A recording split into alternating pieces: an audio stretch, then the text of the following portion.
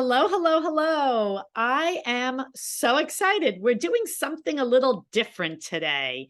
Today, I am delighted and thrilled to introduce you to a friend, a colleague, and someone that I know you will all enjoy listening to. Mr. Sam Lebowitz is not just a friend and a colleague, but he's actually a New Yorker like me.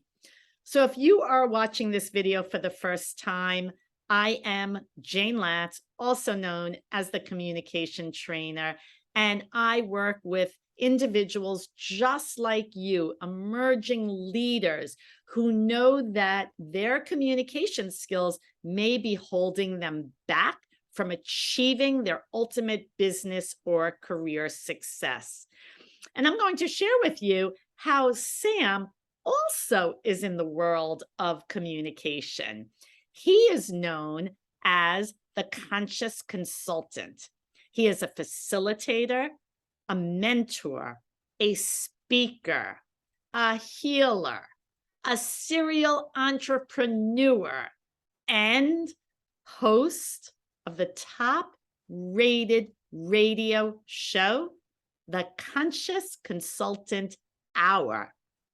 And if that is not enough, he is also a two-time best-selling author and author of the #1 empowerment book called Everyday Awakening.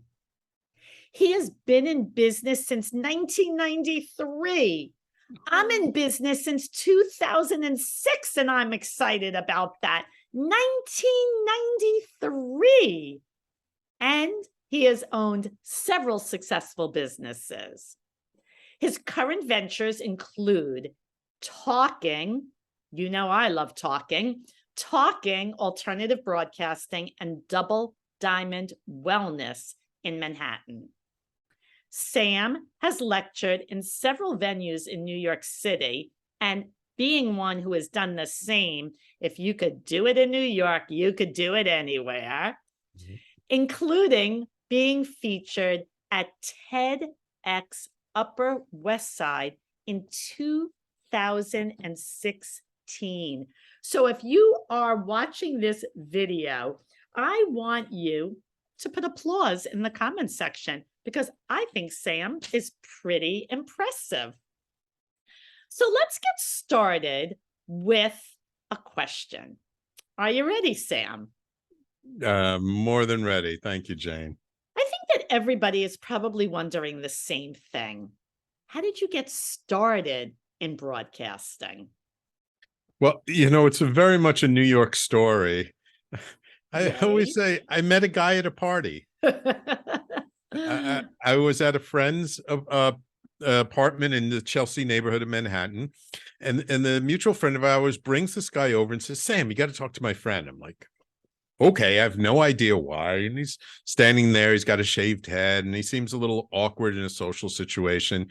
So I don't know what to say. So I'm like, well, what do you do?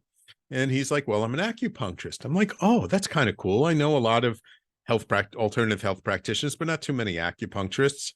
But in his next breath, he was like, but I've decided to become a Buddhist monk and I'm selling off all my worldly possessions. Like, whoa, that's a little different. And I was like, well, did you sell your business yet? And he's like, no, not yet, but I'm talking to some people. And so we're talking a little bit more. And I say, well, I know a lot of people. Maybe I can help you sell your business. And he's like, oh, that'd be really good karma for you. And we talk a little bit more. And he says, oh, yeah. And I started this internet radio station last year. And I'm like, wait a minute. This sounds really familiar. Acupuncturist radio station. I'm like, what's your name? And he says, Giorgio Rapetti. And I'm like, I know who you are because my friend Larry does a radio show on your network and he's told me about you, but he's never connected us before. So there he is standing in front of me in living color. Wow, that is a great New York small world story. Don't you miss when life was pre-pandemic and we were such New Yorkers? Oh my gosh. People who don't know New York, they don't realize how small the community can be, like that story, like Chelsea, like the different areas in New York and in Manhattan. Manhattan's a small island. It's only 12 miles long by like 2 miles wide at the widest point. So it's a small neighborhood. It is. Of course, when you're trying to travel by car in 1 square block, you don't feel like it's so tiny. But but yes, yes. For all that are watching, come visit. We love visitors to New York. So what do you feel, Sam, is the most important trait for a great radio host to have? So over the almost 13 years now that I've been running the station, the one trait that I feel is really most important, it's not being prepared. It's not, having everything ready. It's presence. It's learning to be really, really present with your guest, with your audience, with your material. Because when you're really present to what's going on, you know what to say. You know what the next question needs to be. You don't have to be so prepared. Presence trumps preparation every day of the week. And that brings it back to, of course, my communication training and everything I share, because presence is really analogous to active listening. You have to be a good listener to have strong communication, to be a good radio host. If you're not a good listener, you're not going to be able to have those follow-up questions, those interactions with your guests. So I agree that presence is so important.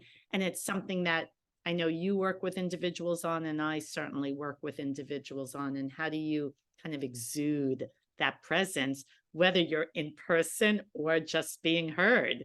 And so much of it is how you're saying what you're saying. And that is really important on a talk show. And I just want to be clear about one thing. There are two kinds of presence, right? You're very well aware of this. You teach people this all the time. There's the presence of, like, you walk into a room, everyone notices you, right? That's one kind of presence, charisma. But that's not what we're talking about. When I talk about presence, I'm talking about the ability to be in the present moment. Not thinking about, what your partner said to you before you got on the show, not thinking about what you have to do afterwards, but just being right here, right now, in this present moment, without all this background chatter going on inside your head. Absolutely. And that's why I talked about the active listening, because that's exactly what active listening is. Not thinking about, what I'm going to say as soon as they're done. Let me interrupt them. Let me jump. Same thing. And it's so critical to strong communication. Yes. So talking about, hosting and your expertise, what is one thing that a host should keep in mind when they are creating a show that they want to really be a great show? What do you have to think about when you're preparing for a show? Over the years that I've been running the station, I've listened to probably thousands of different episodes of different shows. The one thing that I find is the biggest mistake that a lot of podcast hosts that don't work with me do is they do what the New York Times once called a blabbercast, which is they're just talking either with their co-host or with their guest about things that have absolutely no interest to their audience. Right. And that's the thing that I feel is one of the key things is to always keep in mind is what you're saying of interest to your audience, not to you. Nobody cares what you're interested in. It's all about them. And so if you're in alignment with your audience, and if you're constantly thinking, is this adding value to my audience? Are they getting something from this? Are they learning something? Are they resonating with my message? Am I inspiring them in some way? If you're keeping in alignment with that, you'll always do a good show. But as soon as you get away from that, people yawn, they go to the bathroom, they stop listening. Because if it's not relevant to them, why should they listen? Absolutely. Absolutely. Even with my videos, I think our video watchers might agree. My average video is about 3 to 5 minutes. You and I have both watched videos where it takes someone 10 minutes to get into the meat and then 10 minutes to exit. I get in, I say what I want to say, and I get out. There's really not, they don't have to spend that extra 10 minutes waiting for those 3 important tips that I want to share or the 5 tips. And quite honestly, even if I have 8 tips, I break it in 2 because I want to keep them content and engaged for what the guts, the important information. So yes, it's really about the listener, the viewer. What's in it for me, right? What will they get out of that talk session, that viewing session? And I know they're going to get a lot out of this interview session. Yes. You were just going to say something. One of my teachers once said to me, before you say something, think of the word wait. And wait stands for why am I talking? And I just thought that was brilliant. Yes. Yes. I feel like I heard that recently, maybe from you. The mentor, the wise Sam. All right. Let's, you have time with me for one more question? Yeah. So why is having your own show so important compared to just getting interviewed on other people's shows so you could kind of spread what you have to say to more people? Why is it so important to have your own show? This is one of the biggest misconceptions in this world of podcasting and online shows. A lot of people I meet tend to think that, oh, I'm just going to go out and get interviewed on a bunch of other shows, and then people will come and join my mailing list and contact me. And what they don't realize is if they're not doing their own show, they're missing a great opportunity, because somebody who just hears you once on some show, maybe they're going to take some action, but chances are very slim because they don't really know you that well. They haven't gone through the know, like, and trust you phase, and the action they're going to take is going to be minimal. However, if they're listening to you on an interview on an online show, well, then they like online shows. And if you have the chance to say you have your own online show, like I do the Conscious Consultant Hour every week, 12 noon to 1 p.m. Eastern on talkradio.nyc, they're more likely to go and listen to your own show first. And then if they like what you're saying, especially after the interview, they listen to one of the episodes, they'll come back, they'll listen a few times. And once they've listened to your own show a few times, then when you offer to say, hey, sign up for my mailing list, or hey, I'm doing this special webinar, or I'm doing a talk or whatever, then they're much more likely to take action because now they've seen you a little bit more. It's not just a one-hit run. Absolutely. So that's why I really feel that if anyone has an intention of going out and just doing a lot of interviews without having their own show, you're really not getting the most out of what you're doing. But if you have your own show, then you could send all those people who hear you being interviewed on other shows to your show to listen to you, and then they're going to start to get engaged. I agree. Years ago, I used to be a invited guest and I have them on my website, some of those guest appearances.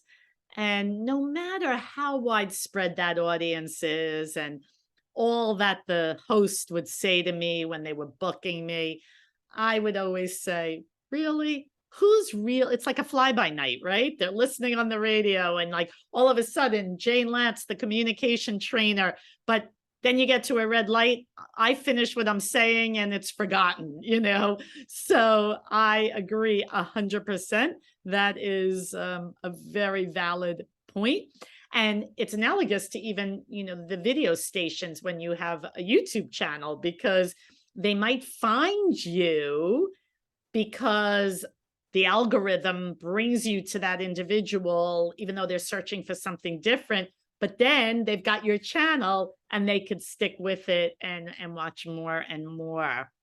So I am really delighted. Speaking of guests, I am delighted to have you here on my show and to introduce you to my wonderful, wonderful viewers.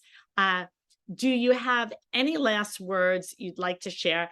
I love your backdrop. I don't have mine up right now, but they've seen it many times. So I don't have to tell them where to find you because it's right there, talkradio.nyc. Your name is Sam Lebowitz. We can put it in the description and they can find you. You're known as the Conscious Consultant. Your radio show is the Conscious Consultant Hour, talkradio.nyc. Any other last words you'd like to share? Well, Jayne, I really want to thank you for sharing me with your audience. It's a very precious thing, and I don't take it lightly.